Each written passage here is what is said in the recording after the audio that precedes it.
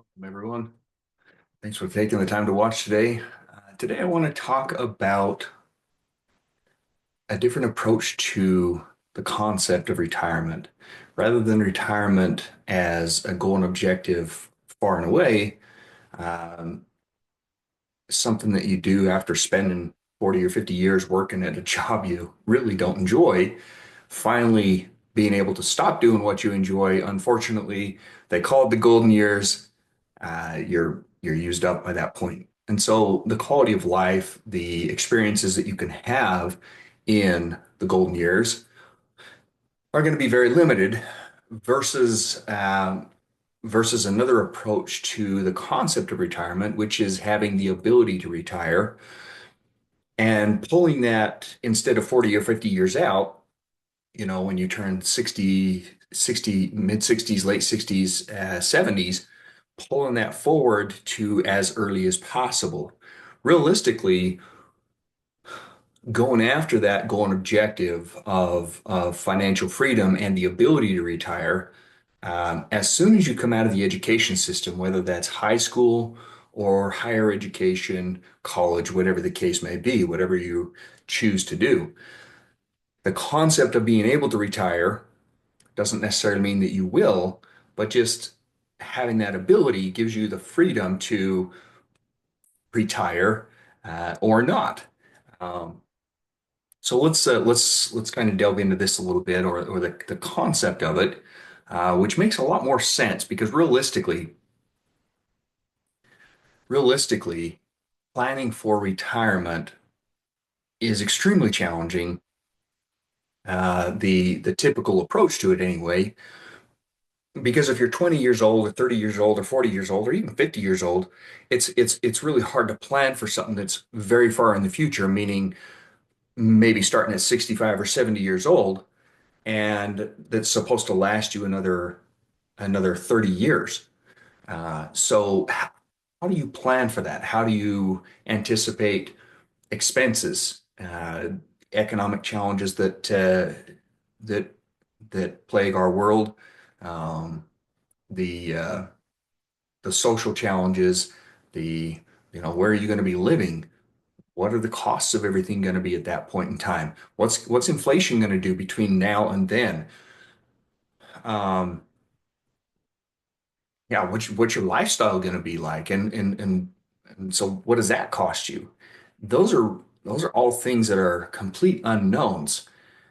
And I've asked many of my clients, you know, can you even determine what's going to happen 5 years from now, or can you anticipate what your life is going to look like 5 years from now? And most of them really don't have a clue because life is always changing. The one constant in life is that it always changes. And so to say with certainty, this is what my life is going to look like is very, very challenging to do. So to plan for 20, 30, 40 years out, and that's the starting point, and then it's supposed to last you another 30 years, how is that even possible? So that the typical retirement plan, and I say typical, it's not traditional, because the concept of actually retiring at 65 or 70 years old is not that's not a concept that's been around for centuries. That's a fairly new concept, meaning um, mid to early 1900s. It's not been around for centuries.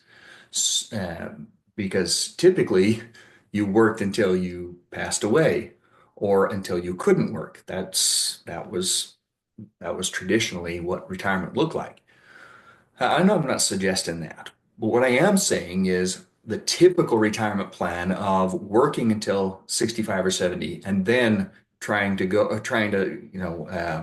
stop working, stop being useful and productive in society to then go and sit mai tais on the beach or live the life you've always wanted to live. That's a concept that just doesn't pan out. It doesn't, the math doesn't math, so to speak. So let's talk about a different approach. And again, this approach is As soon as you're out of the education system, what can you do to become financially free, aka have the ability to retire as soon as possible? So let's look at that.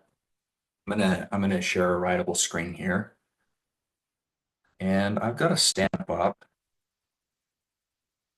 where we're going to look at income, expenses, assets, and liabilities. Of course, income. We're going to call this active income, and this active income is whatever job you are working at or whatever the career of your choice gives you active income, and the approach to financial freedom is that having active income come into your personal economy and then immediately diverting a large portion of that as much as possible, preferably 20 to 30% if possible. If not, that's a good number to work towards.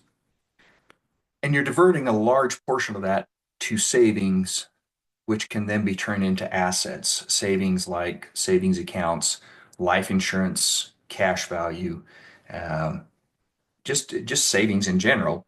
But then giving you the ability to purchase assets. And an asset might be like, well, let's talk about an asset. An asset is anything that puts money in your pocket. So uh, maybe rental properties. It might be a business. Um, it might be investing in somebody else's business. It might be stocks. It might be I mean, there's all kinds of different things, loans, personal loans, hard money loans, all kinds of things that you can invest in that are assets. And again, an asset is anything that puts money in your pocket. But by adding income, and I happen to like real estate, so I'm going to use real estate as an example here.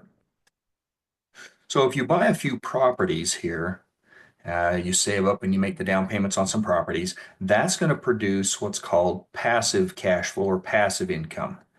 Passive income. And as your passive income increases, because you've added more and more assets, of course, less and less of your active income has to flow through it to expenses. And the lower you can keep your expenses, the easier it is to become financially free because the easier it's going to be for your passive income to exceed your expenses. And of course, as soon as your passive income exceeds expenses, that is financial freedom. Financial freedom. And this is what ought to be sought out again by everybody coming out of the education system. Unfortunately, this is not taught anywhere in the education system. It ought to be taught it ought to be taught to young children. It ought to be taught in middle school, high school, college. It's not taught anywhere. By by increasing your assets and increasing your passive income, having less and less of your active income flow through to expenses allows you to actually increase your savings rate. So instead of 20 to 30%, maybe you're able to save 40 to 60% of your active income, which will then generate assets more quickly because you're able to acquire them more quickly, therefore increasing your passive income even that much faster. And of course, after money flows through to expenses and liabilities, it then leaves your economy forever and for good. So the more you can capture, or the more ultimately the more income that you retain, aka or by way of saving, the better off you're going to be. The lower your expenses are going to be, the faster you can achieve financial freedom. Now, here's what's cool. Once you have achieved financial freedom, you are the only one that you got to check with in order to give yourself a raise, in order to increase your lifestyle. And here's what that looks like. Let's just hypothetically say that you want a truck, and that truck is going to be 1,000 a month. Okay. So what you do, or what you can do, is you can say, hey, what asset do I have to buy? What piece of real estate, what business do I have to invest in that will produce the income or increase my passive income by $1,000 a month? And once you've identified that, you go ahead and make that purchase of the asset, which will then produce that $1,000 a month of passive income, allowing you to, of course, increase your expenses because now you've got the truck, and that truck is being paid for by that new asset. So you've essentially given yourself a raise, or you've increased your lifestyle by way of adding another asset. Now, here's what's really cool about this is if you have an asset and that continues to put money in your pocket beyond the time frame of the expense that you've chosen, let's just say in this case, this $1,000 a month, let's say it's 60 months or 5 years. After that time frame, of course, you still retain the asset, which produces that cash flow, which then allows you to say, hey, after that truck is paid off, what else do I want?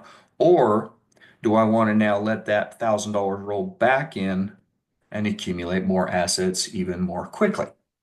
So this is a concept of financial freedom. This is a concept of financial freedom rather than the typical approach to retirement, which is hope and pray you can retire based on whatever Social Security is going to give you and whatever pensions you might have, which pensions, I mean, that's a conversation for another day because pensions are going by the wayside uh, by in large. But that's a concept for another day. But this financial freedom, this approach to financial freedom and ultimately being able to retire is a far better goal and objective than the typical retirement, which is hope and pray you can retire at 65 or 70 based on whatever Social Security is going to give you and whatever meager savings that you've accumulated in that time frame. Anyway, hope that helps. Thank you for joining. Uh, Please like and subscribe and catch us on the next one.